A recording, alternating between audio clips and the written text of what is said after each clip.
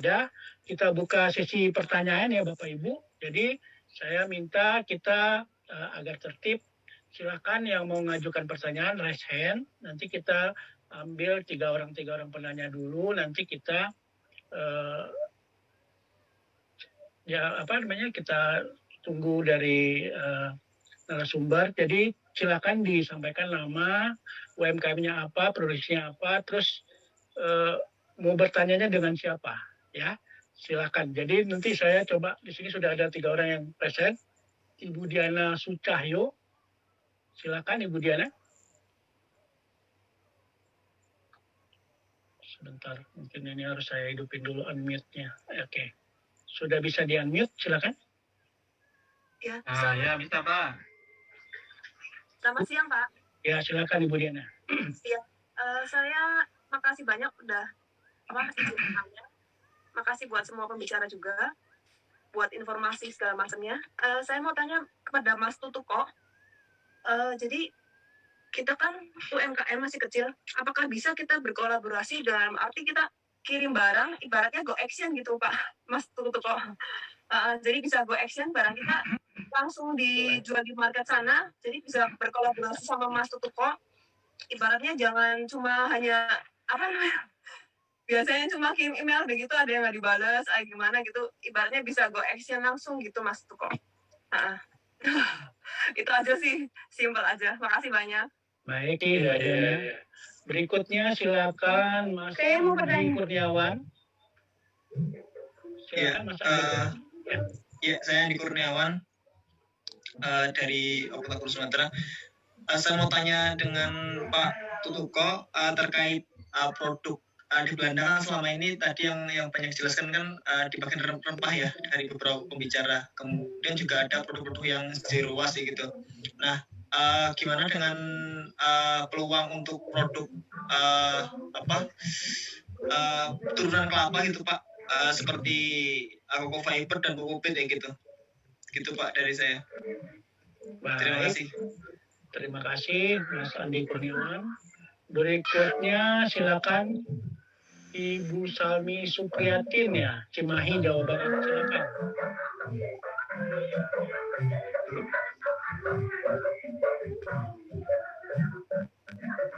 Ini yang dangdutan dimati dulu ya. Silakan Ibu Salmi Supriyatin. Ada? Kalau tidak ada, saya lanjut dengan Bapak Iqbal Simon. Silakan. Salmi Supriyatin ada Pak. Oh ya, silakan Bu. Ya, saya Salmi Supriyatin dari Cimahi, Jabar. Nah kalau untuk ekspor tadi yang UMKM yang masih tingkat kecil itu untuk makanan-makanan halal itu, kalau yang makanannya yang dibekukan tuh yang prosedurnya seperti apa? Baik, itu saja Bu. Iya, terima kasih. Baik, terima kasih Bu Salmi. Berikutnya silakan Bapak Iqbal Simon, silakan. Ya, terima kasih Pak Ayud. Saya Iqbal dari diaspora di Jerman. Saya lihat juga di sini ada beberapa yang dari Jerman seperti Mbak Diandra, Mbak Dewi yang punya Jajan Yu. Saya ingin tanya ke Mas Tutuko dan ke Pak Joni nih, karena Pak Joni juga tadi terlibat ya. Bagaimana sekarang ini konkret kerjasamanya antara pihak di Belanda dan Jerman, apakah itu dari segi sudah ada konkretnya, kemudian apa yang mungkin bisa lebih diintensifkan kerjasamanya supaya produk-produk itu lebih banyak juga bisa masuk ke Jerman, karena masih banyak kesulitannya gitu, karena Jerman sendiri punya regulasi yang nasional yang lebih ketat dan punya level yang lebih tinggi di beberapa produk, untuk beberapa produk. Gitu aja Pak. Terima kasih. Baik, terima kasih. Sudah ada 3 penanya. Mungkin mohon teman-teman yang lain di-mute dulu. Jadi waktu nanti dijelasin, jadi kita bisa mendengarkan dengan baik dan jelas. Terima kasih. Silakan, tadi kebanyakan dengan Mas Suryo Tutuko ya. Mungkin pertanyaan. Mungkin Mas Suryo dulu silakan. Oke, jadi jadi saya dapat 1, 2, 3, 4 ya, 4 atau 5 pertanyaan nih. Jadi yang pertama yang go action. Jadi ya ini bagian dari ini ya, bagian dari ke apa ya, ke kesabaran kita dan ketangguhan kita. Jadi saya pengalaman di sini sih banyak sih tolakan-tolakan, nggak hanya kalau kita ngetuk pintu tuh dibuka, kadang-kadang kita mesti tahan tuh pakai kaki ya supaya nggak ditutup gitu loh. Jadi memang yang mau saya ceritakan tuh kita mesti apa ya, mesti sabar ya, mesti sabar dan nggak ada matinya lah istilahnya.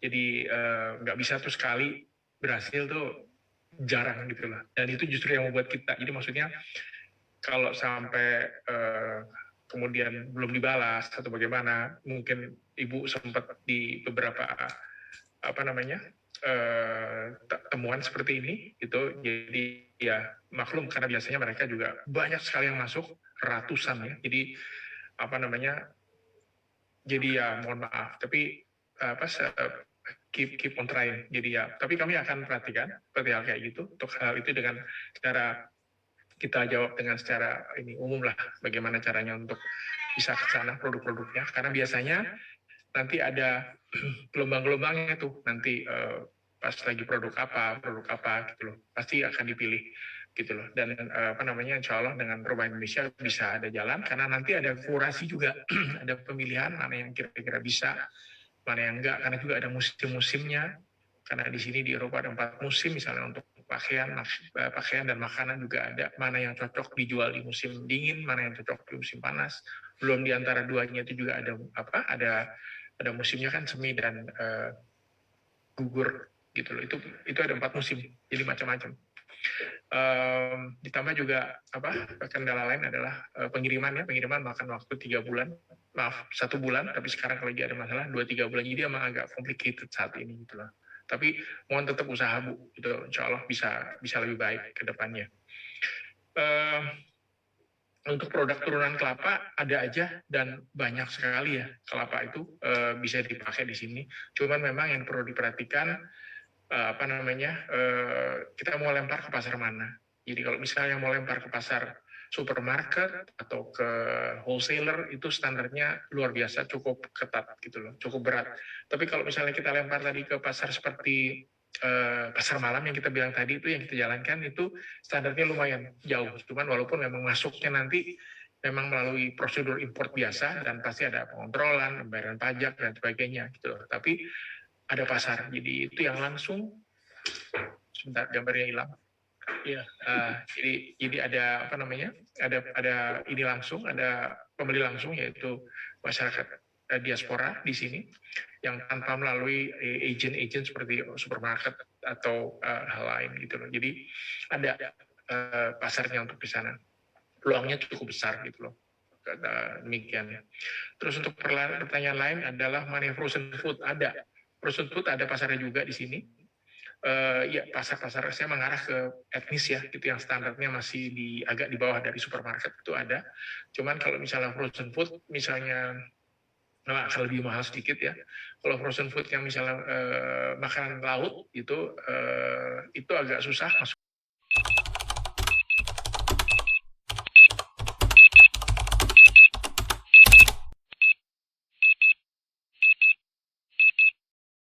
Pikir lihat presentasi saya memang sangat diminati ya kalau di Eropa tuh bahan yang mentah, karena mereka ingin mengambil nilai lebihnya gitu kan. Jadi ya bagaimana cara menghindarinya?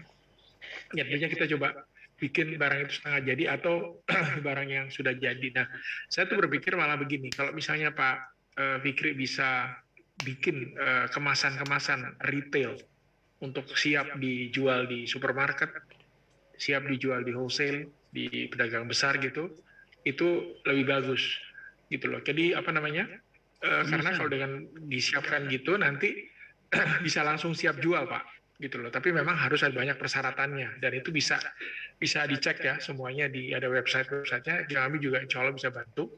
Tentunya saya bisa bilang bahwa labeling itu penting. Labeling dalam bahasa setempat, kalau dijual di Belanda ya harus ada bahasa Belandanya, harus ya. Dijual di Prancis ya harus ada bahasa Prancisnya, demikian juga Jerman dan Spanyol dan sebagainya. Terus persyaratan lain adalah harus ada informasi importir, itu penting ditulis. Terus juga yang lain adalah ingredients atau isinya tuh apa aja perlu dijelaskan, dan juga cara pemakaian itu penting gitu loh. Jadi itu hal-hal yang cukup utama perlu diperhatikan, dan juga ya tentunya brandnya ya yang perlu harus didaftar. Kira-kira itu sih Pak, kalau misalnya saya bisa kasih masukan untuk bagaimana buat dari mentah ke jadi harus bikin packaging. Dan packaging seperti saya sampaikan tadi ke Bu yang suplai jahe itu bikin packaging yang cukup menarik yang orang bisa ngambil, karena CVO itu juga dibutuhkan di sini, apalagi zaman pandemi ini ya. CVO itu dipakai untuk untuk menaikkan imun kan. Dan saya belum lihat tuh produk-produk CVO Indonesia masuk ke toko, dan itu mudah-mudahan bisa bisa dijadikan produk jadi Pak. Demikian Pak Fikri. Kalau Pak Yudi, saya mohon maaf saya nggak gitu jelas pertanyaannya tadi karena kayak mendem suaranya. Mungkin Pak Ayud bisa bantu. Tadi pertanyaannya apa kira-kira? Pak Yudi sebentar, tadi saya juga kurang begitu jelas Pak. Pak Yudi masih ada? Halo, bisa dengar? Kan Pak Yudi pertanyaannya tadi suaranya mikroalgae itu agak apa? mendem Pak. Halo Pak, halo. Ya, silakan Pak. Produk saya itu spirulina Pak. Untuk Spiralife dari Surabaya ini produsen mikroalga. Untuk sementara produksinya spirulina. Untuk di Belanda kira-kira potensinya seperti apa ya Pak? Spirulina Pak di Belanda Pak Tutuko. Spirulina itu apa ya? Oke. Jadi Mikroalgae. Jadi algae ya Pak. Algae itu kan juga termasuk produk-produk yang untuk dipakai beberapa hal ya, industri juga pakai ya, tidak hanya makanan tapi dia juga dipakai. Itu ada Pak. Farmasi. Ada pasarnya itu gitu loh. Dan itu biasanya masuk bagusnya Pak kalau produk-produk kayak gitu coba ikut ke pameran-pameran Pak, karena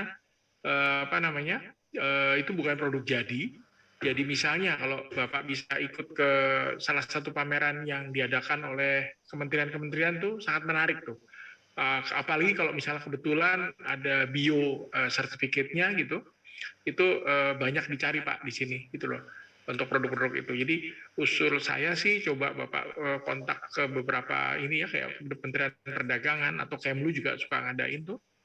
Tapi memang tentunya bukan sekarang, cuma karena biasanya pameran-pameran yang offline yang bisa di-visit tuh mereka sangat bagus untuk kesempatannya, cuma mereka sekarang bikin yang namanya online Pak gitu loh. Nah itu produk-produk jadi itu sangat bagus kalau misalnya produk-produk mentah itu bisa bagus kalau misalnya bisa dimasuk ke dalam pameran-pameran itu Pak. Kira-kira itu sih yang saya bisa sampaikan.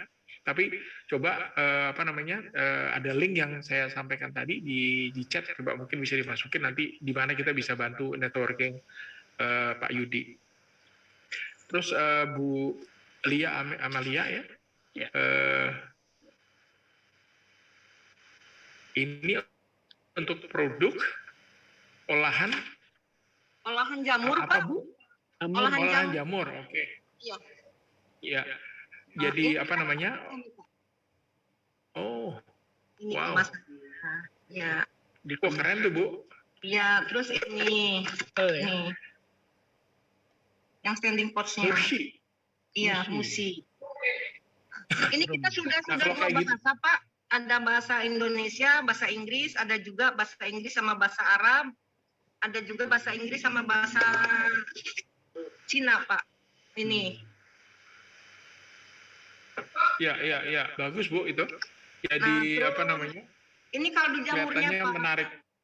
Ini kaldu itu. jamur. Kita Kaldu ada jamur ya Bu. Wah, menarik itu. Iya. Nah, terus ada ini juga, kita punya tepung jamurnya juga Pak. Bu, kalau kayak gitu-gitu Bu, apa udah ada ini Bu informasi mengenai ingredients-nya? Ada Pak, Ya, Pak? ada. dan Ini aturan sudah pemakaiannya itu sudah ada, Bu. Ingredient ada, terusnya tuh ini juga ada apa namanya AKG-nya. Oh iya, wah luar biasa ini. Iya. Siap ekspor ini. Udah pernah ekspor, Bu? Kita ekspor baru via ini aja Pak, via online. Kita via Indonesia Store udah. Oh, Indonesia Store ya, Bu. Iya, Indonesia Store. Ya. Itu Iya, bagus tuh, Bu. Menarik, Bu. Kita Apa juga sudah namanya? ada Itu ini, yang basket sudah ada Pak. oh, sudah ada ini lagi barcode. Wah, ini luar Iya. biasa nih Pak Ayut. Bu Lia udah siap tempur ini. Jadi KCCP kita senang sudah sekali dan punya Pak. KCCP. KCCP sudah punya, CHSE juga kita sudah punya. Nah, Oh, terus iya. produk saya ini kan ini apa gluten free Pak. Gluten free. gluten free itu masuk produk sehat, Bu. Jadi memang Iya, gluten sedang free dicari sama ya. egg free ini. Terus kita Egg juga free juga? punya non MSG Pak. Keren, Bu. Bagus, Bu. Kadaluarsanya Ini produk-produk ini- menarik, Bu, itu. iya, kadaluarsanya kita 416 hari Pak. Itu dibuktikan dengan sertifikat. Oh, Ada uji Hebat, labnya. Hebat. kita siap Ini, tempur ini, tuh, ini Pak. yang kayak gini Pak Ayut, saya senang. Jadi Bu Lia ini tentunya nggak mungkin dalam 1-2 hari, 1-2 bulan beliau begini, karena beliau siap sekali nih dengan Perjalanan produknya panjang, dan Pak. apa itu udah perjalanan panjang, saya yakin. Ya kan Bu Lia? Bu Lia pasti udah melalui jalan panjang ya Bu untuk Iya, hal ini. betul Pak. Karena- Mohon dibantu Pak. Mohon Ya, dibantu. insya Allah, banget. Bu. Barangkali produk saya bisa dijual di toko di sana. Pak Itu Ayut, yang saya dibutuhkan. bisa- Sudah ngisi apa tadi? Yang Linknya itu. dari Bapak tuh. Siap, Pak oke. Ayut. bisa nambahin sedikit. Oke, silakan Mohon izin. Pak Anto, silakan Pak. Ini memang produk Ibu tadi jamur itu bagus sekali Pak. Nah, masalahnya Pak, kalau ke Uni Eropa itu produk makanan sudah proses and pack itu tarifnya akan tinggi sekali Pak. Oh, Itu permasalahannya. Jadi mungkin Ibu perlu tanya kepada atas perdagangan di KBRI, minta tolong aja sama mereka. Itu tugas dia untuk mencari berapa sih biaya masuknya untuk produk seperti ini. Ya. Oke Pak. Jadi itu sama kayak kopi kita Bu. Kopi kita kalau green bean-nya Prancis itu almost zero biaya masuknya. Tapi when it's roasted 7,5%. Nah, demikian juga untuk produk ini tadi potato chips atau bentuk jadi produk Ibu akan menjadi kompetitors mereka. Ini yang skenario yang harus kita bawa di dalam mensiasati bisnis, Bu. Saran saya, Ibu, mendingan Ibu cari market ASEAN aja dulu, Bu. Saya rasa untuk ASEAN Ibu champion lah. Iya Pak. jadi Satu, tidak ribet urusannya. Karena kita di ASEAN sudah ada MEA, Masyarakat Ekonomi ASEAN. Tarifnya zero. bebas. Ini Pak Ayun bisa tahu nih. Mungkin produk Ibu ini sudah masuk zero. Sementara untuk ini Eropa, mereka sudah kasih special treatment pada Thailand, Vietnam, Laos. Mungkin produknya sama. Jadi produk Ibu itu tidak bisa compete dengan produk mereka. Mungkin itu sekedar gambaran aja, Pak. Ini praktis yang saya lihat selama saya penempatan. Maaf Bu ya, saya kasih masukan gamblang. Iya, Baik. makasih Pak. Baik, terima Barangkali kasih punya Pak linknya Sianto. Pak, mohon linknya untuk pasar ASEAN. Tapi Ya, Pak Ayut, jadi saya mau nanggapin yang terakhir dari Silakan. Pak Atila ya, Ya, mengenai masalah silakan. itu FMO. Ya, Pak Atila, jadi FMO kami kenal. Jadi waktu zaman saya perbankan kami juga sering kerjasama, tapi lebih untuk ke project financing karena mereka yang setahu saya adalah jangka-jangka panjang. Saya ngomong 5 tahun, 10 tahun, 15 tahun. Jadi ini informasi yang cukup menarik karena mereka buka kerjasama untuk UMKM. Jadi saya belum pernah dengar nih, tapi saya coba akan kontak karena kami juga kebetulan pernah analis kami, jadi salah satu staf kami sekarang udah jadi orang di dalam FMO, orang Belanda. Coba saya akan kontak mereka, apakah memang betul ada informasi itu. Kalaupun ada, sangat menarik, terima kasih. Cuma saya boleh tambah juga mengenai financing.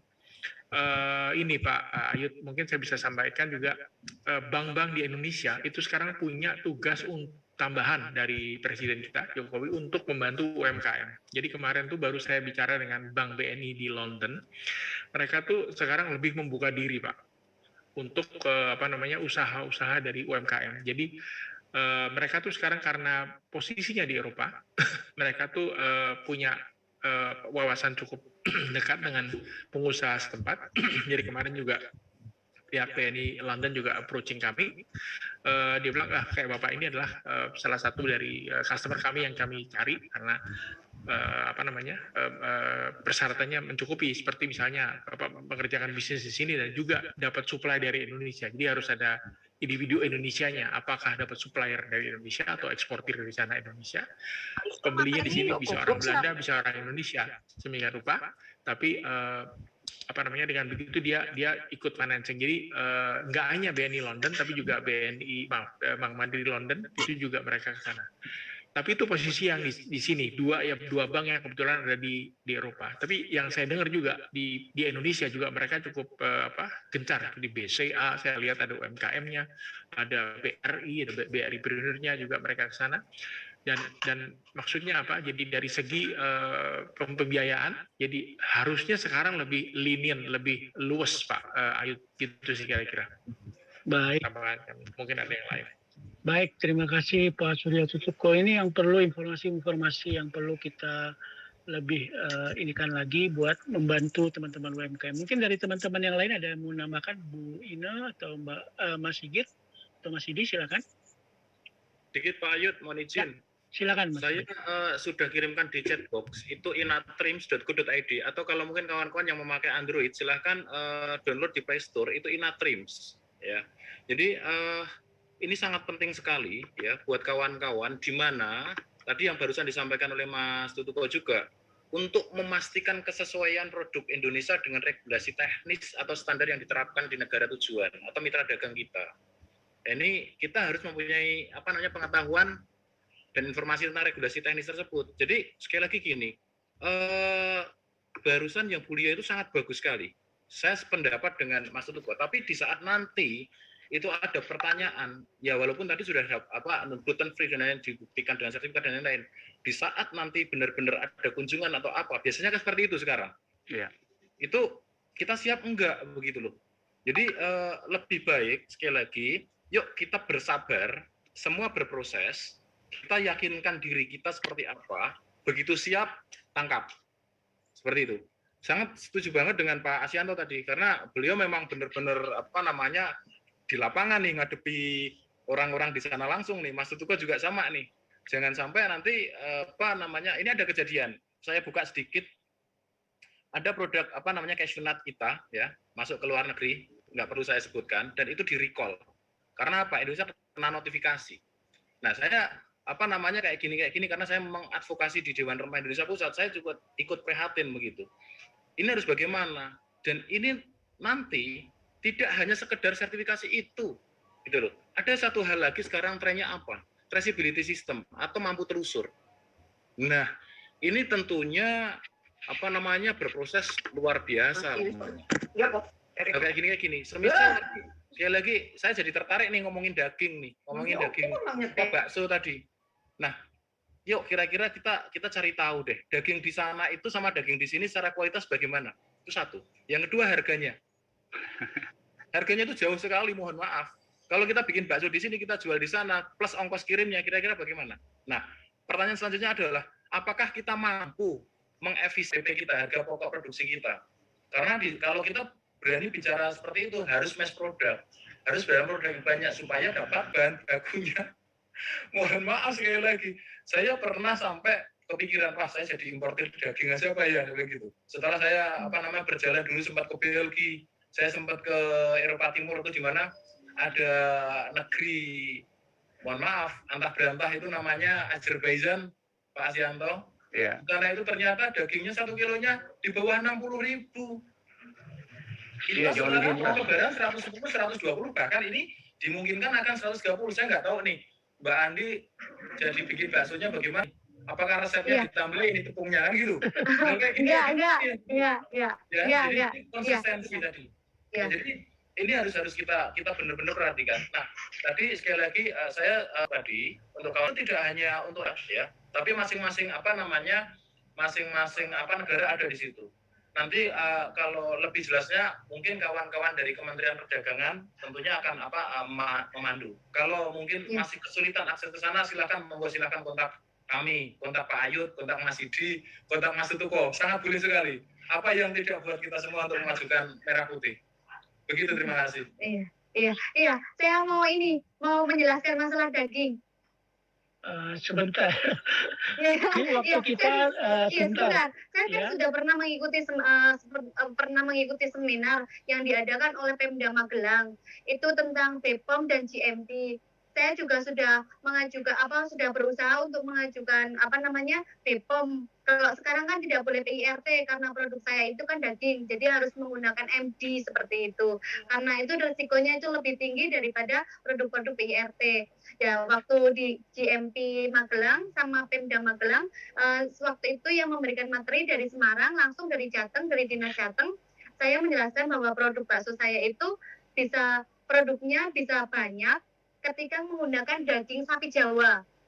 Tapi kalau menggunakan selain daging sapi Jawa, yaitu Boyolali, itu hasilnya itu lebih sedikit dan hasil baksonya itu tidak melar, tidak jadi besar. Misal saya biasanya itu kan 1 on, 1 timbangan, 1 bundar itu, 1 bulat itu di gram itu 1 on. Jadi kalau misalnya 1 on jadi kan besar begini. Tapi kalau dagingnya bukan daging Jawa, itu nggak ngembang, rasa tetap tapi nggak ngembang besar, jadi kurang menggairahkan untuk disajikan gitu, tidak wow gitu, tidak besar. Cuman setelah saya kembali seminar di Magelang itu dari Pemda Magelang, saya mencoba bahwa bakso dari daging saya itu maksudnya daging apa aja, jadi Jawa bisa, Boyolali bisa, sudah saya uji coba, jadi bisa, cuman hanya 1. Kalau daging es-esan saya tidak bisa menjamin bahwa dagingnya itu baksonya itu nanti akan besar gitu. Tapi kalau perpaduan dari resep saya itu tidak ada misalnya bakso daging 1 kilo, itu tepungnya itu hanya nggak ada 1/4 on. Jadi otomatis itu hanya daging kayak gitu, hanya bisa melar itu karena daging, jadi tepungnya itu hanya untuk melekatkan. Tapi nggak tahu kenapa bakso tempat saya itu nggak bisa menjadi kayak sosis, bahwa seperti sosis itu kayak daging merah gitu. Nggak tahu, saya juga nggak tahu kenapa, juga masih terus mencoba untuk memperindah gitu.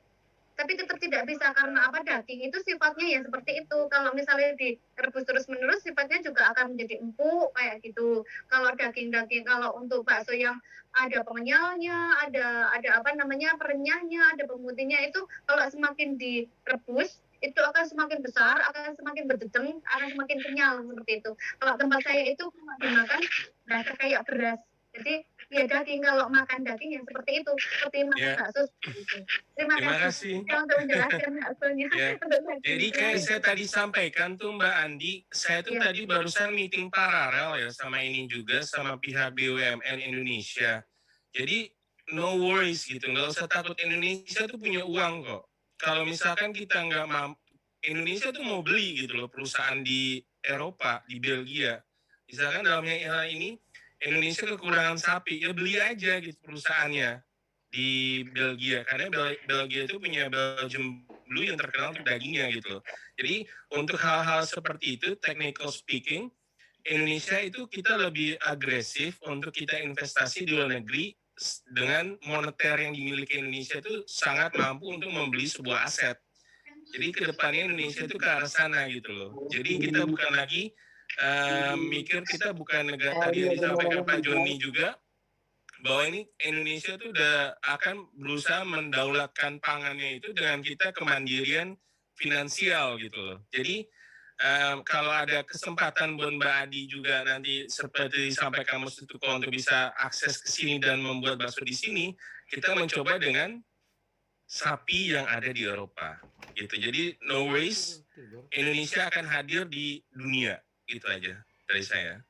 Baik, terima kasih tambahannya Mas Sidi. Ngomong masalah sapi itu tadi, di kampung saya juga ada tuh Mas Sidi, di Sumatera Barat sana tuh punya dinas peternakan, itu kayak di New Zealand gitu juga saya lihat foto-fotonya. Jadi iya, jadi ada hamparan luas, banyak sapi-sapinya itu di Padang Mangateh, Solo sana. Wah, keren.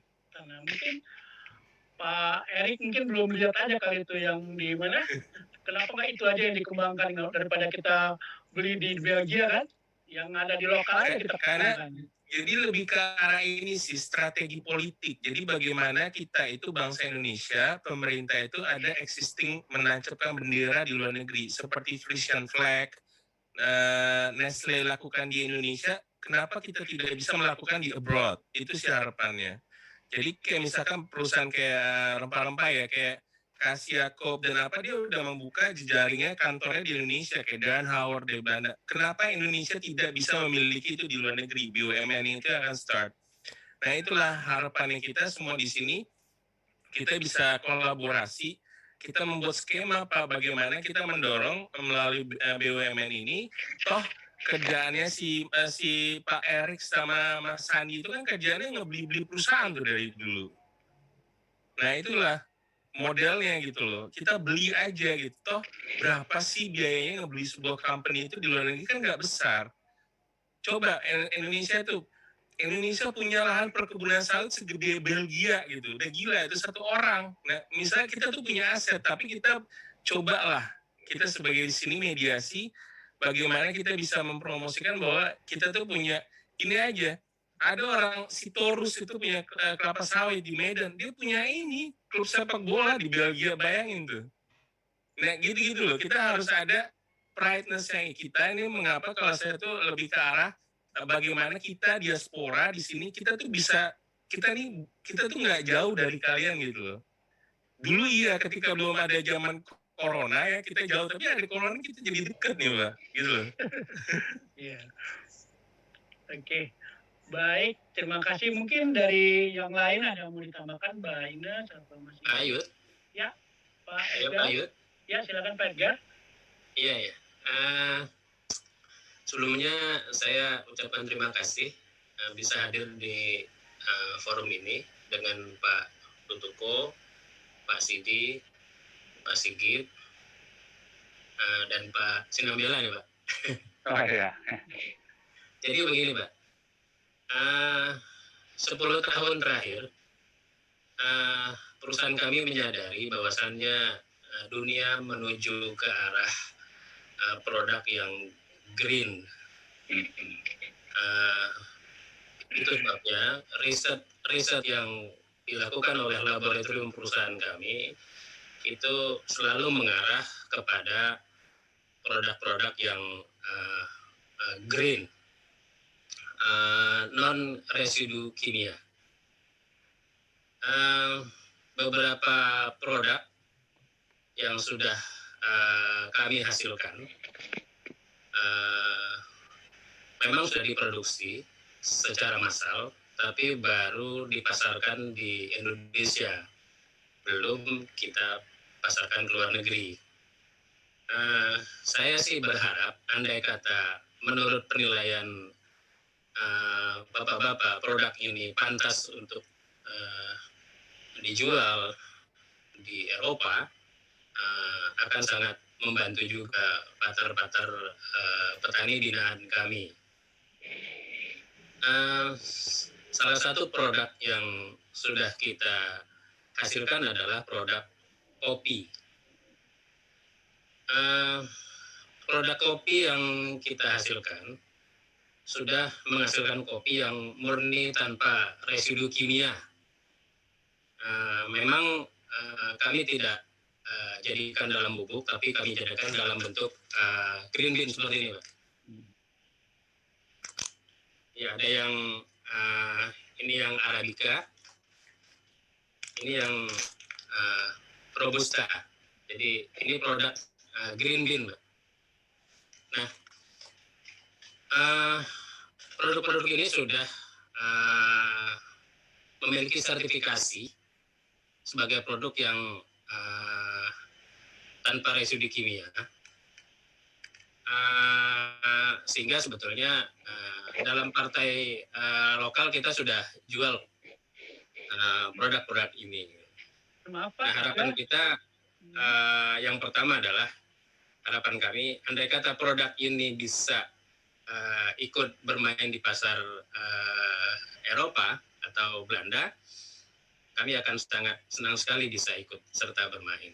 Itu pertanyaan saya yang pertama, Pak. Terutama untuk Bapak-Bapak ini. Kemudian yang pertanyaan kedua adalah, ini lebih spesifik ke Pak Tutuko nih, Pak. Pak Tutuko. Ya, silakan Pak, langsung Pak, dipercepat waktu kita karena tinggal sedikit. Silakan. Ya, Silakan. pertanyaan adalah begini. Mungkinkah kami, pengusaha lokal di Indonesia, mengundang investor untuk berinvestasi di produk perusahaan kami di bidang agri dalam rangka produksi brown sugar, Pak. Karena kami sedang mempersiapkan skema produksi brown sugar skala besar di Indonesia. Itu saja Pak Tutuko. Terima kasih atas tanggapannya. Baik, terima kasih Bapak. Karena waktunya sudah sempit sekali, mungkin ini masih ada ya dari tim Desam sama Nasrin Tekelor sama Ibu Tita Wulansari. Saya minta pertanyaannya langsung singkat, padat, dan jelas. Jadi kita waktunya nggak banyak, Bapak Ibu. Silakan dari tim Desam, silakan.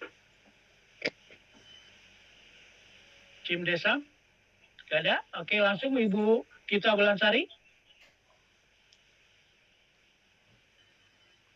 Masih di mute, Bu? Bu Tita masih di mute, suaranya masih belum keluar. Oh iya, siap. Iya Pak, sudah. Maaf. Iya, kebetulan saya langsung ya Pak ya. Saya salah satu penggiat UMKM, kebetulan saya punya koperasi di Kota Bandung. Koperasi ini koperasi pemasaran UMKM di Kota Bandung. Lalu saya juga kebetulan sedang mengawal forum pangan lokal Jabar. Kami punya 11 komoditi daerah gitu ya Pak ya, karbohidrat non beras non terigu itu ada sukun, hanjeli, ganyong, wijala, rubi kayu, talas dan teman-teman lainnya Pak. Nah yang saya mau tanyakan, kami di sini para pengolah itu ada pengolah tepung raw material ya setengah jadi, bahan setengah jadi dan bahan produk processing juga gitu. Nah untuk kan di Belanda sendiri produk kami kan gluten free ya Pak ya, rata-rata low gluten dan gluten free gitu. Kansnya untuk di pasar Belanda, tadi juga Bapak kan sudah sampaikan juga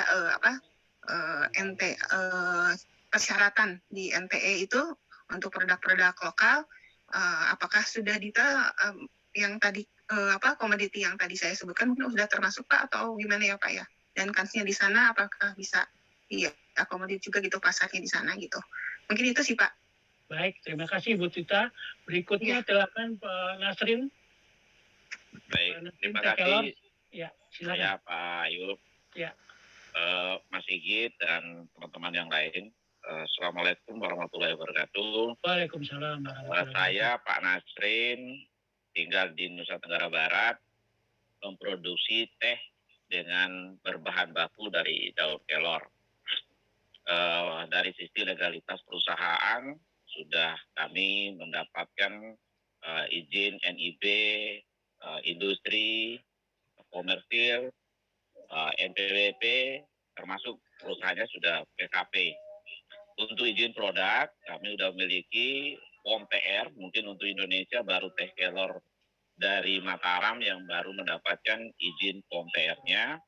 Yang kedua sudah halalnya halal nasional, ketiga sudah CPOTB, dan untuk kemasan produknya seperti ini kami punya, ada yang dalam bentuk kotak seperti ini, mereknya Kidom lokal, ini sudah berbahasa Indonesia dan bahasa Inggris di kemasannya. Kita menggunakan 4 bahasa, jadi ada bahasa Inggris, ada bahasa Cina, Jepang, dan Arab Saudi. Yang kedua adalah kemasan dalam bentuk kaleng seperti ini, sudah juga menggunakan bahasa Indonesia, kadaluarsanya selama 2 tahun. Mohon bantuan tadi dari sahabat semua yang hadir di acara webinar ini, termasuk yang posisi di Belanda, mohon dibimbing, disupport supaya produk-produk yang ada ini bisa kami ekspor ke Belanda. sebagai informasi bahwa kami sekarang lagi bermitra dengan petani di seluruh Nusa Tenggara Barat dengan menanam kelor ada 250 hektar dan menuju ke 1.000 hektar untuk 2021 untuk bisa mensuplai bahan baku sehingga kuantitas, kontinuitas itu bisa terpenuhi. Yang kedua, untuk produksinya alhamdulillah kami juga menggunakan mesin untuk powdernya bisa 1 jam 150 kilo dan untuk produk untuk teh celupnya itu bisa menghasilkan 10.200 per jam. Yang selanjutnya sarana produksinya tadi benar katanya sahabat kita tadi itu bahwa ini sudah standar CPOTD mulai dari proses pembangunannya sampai dengan selesainya itu diawasi langsung oleh BPOM. Dan alhamdulillah per tanggal 11 Januari 2021 kemarin, Gubernur Nusa Tenggara Barat meresmikan tempat produksi kami. Mohon bimbingan arahannya supaya kembali produk-produk lokal yang ada di Nusa Tenggara Barat untuk membantu peningkatan pemberdayaan petani bisa masuk ke pasar Eropa.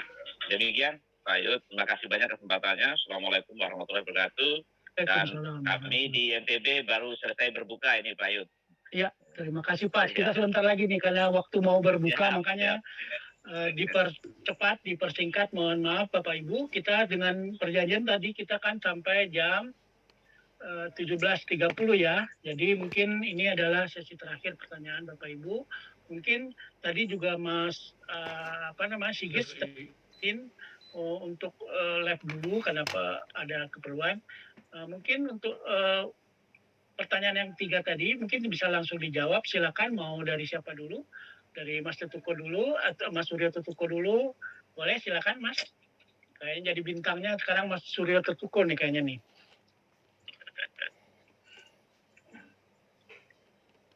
Masih di mute Mas Suryo? Terima kasih mudah-mudahan saya bisa bantu ini. Jadi saya tangkap ada 3 pertanyaan. Pertama dari Pak Edgar ya, Halayuda. Jadi mengenai produknya tuh menarik ya. Bisa tolong ini aja diisi di bawah tuh linknya, nanti insya Allah kita bisa bantu. Dan mengenai brown sugar investasi tadi, kami kayaknya harus kita kontak sama KBRI karena mereka tuh yang ngumpulin biasanya untuk investasi Indonesia. Jadi mungkin mereka punya listnya Pak. Jadi saya akan hubungi mereka. Tolong aja diisi di link di bawah. Kemudian untuk Bu Tita Wulansari, masalah gluten free juga masalah ini adalah produk yang cukup menarik karena saat ini juga dicari seperti yang saya sampaikan di presentasi tadi, dan pasarnya itu ada di sini. Jadi mohon diisi di situ. Jadi insya Allah kita bisa kolaborasi di situ. Dan yang menarik Pak Nasrin, teh kelornya top. Di sini itu produk sehat tuh. Jadi tolong Pak bisa diisi juga. Insya Allah nanti bisa kita carikan pasar bagaimana caranya. Demikian. Silakan Pak Ayu. Baik, terima kasih Mas Tutuko. Berikutnya silakan ada tambahan dari Mas Sidi atau Mbak Ina, silakan. Ada? Ibu Ina silakan. Saya udah oke. Oke. Ya, bagi saya juga sudah. Kita yang jelas kami diaspora di sini siap membantu. Siap, waduh, mantap. Oke, mungkin kita bisa menindaklanjuti ya dari hasil pertemuan kita hari ini. Tidak hanya seperti yang biasa saya kemarin ditegur waktu kita di Belgia, ini bukan closing statement ya. Jadi open, apa Mas Idi? Jadi permulaan dari kita, ini nanti mungkin kita harus tidak lanjuti lagi bagaimana caranya membantu. Mungkin kita dari Kadin juga bisa menjadi konsolidator ya dari teman-teman UMKM. Mungkin harus banyak pendampingan dari teman-teman yang diaspora di sana.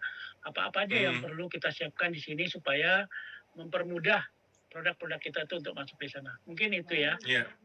Jadi ini juga ada teman-teman dari Jerman nih, Pak Ayut. Mungkin next country kita coba hit ke Jerman nih. Ada Mas Don Heidi Abel nih dari Jerman.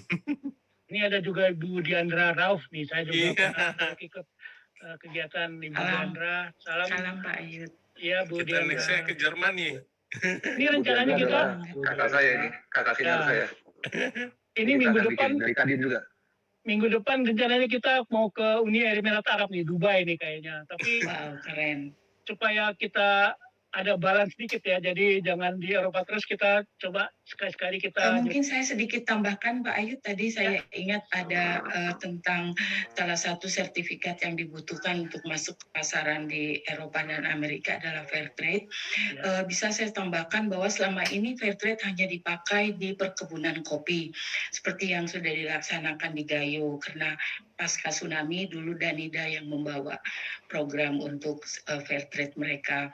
Tapi sebenarnya fair trade itu mencakup seluruh hasil perkebunan, jadi tidak terbatas hanya pada kopi. Hanya ada salah satu persyaratan utama, kami pernah ketemu dengan fair trade Jerman pada saat kami membuat seminar 2019 di Potsdam. Mereka mengatakan bahwa fair trade itu harus melalui satu kelompok, jadi tidak bisa perorangan. Jadi sebaiknya UKM-UKM kita membentuk satu kelompok sehingga mereka bisa datang mengkurasi, dan itu prosesnya 3 tahun. Oh, baik. Ya, jadi mungkin melalui Kadin Pak Ayu itu bisa dikolaborasikan, dan mereka memang tidak hanya pestisidanya tapi juga secara keseluruhan, dan mereka memiliki market intelligence untuk pasar. Jadi mereka membantu membuka pasar. Sertifikatnya lebih ke arah marketing, tapi menyiapkan dari end to end bisnis, tidak seperti SCCP. Jadi dia itu lebih ke end to end bisnis dari awal produk sampai final produk dan mencarikan pasar. Mungkin itu Pak Ayut yang bisa saya tambahkan tentang fair trade. Baik, terima kasih Bu Diandra. Tadi dibilangnya Kadin Pak Ayut nih, Kadin UMKM ya Bu, jadi bukan Kadin Pak Ayut. Jadi terima kasih Bu.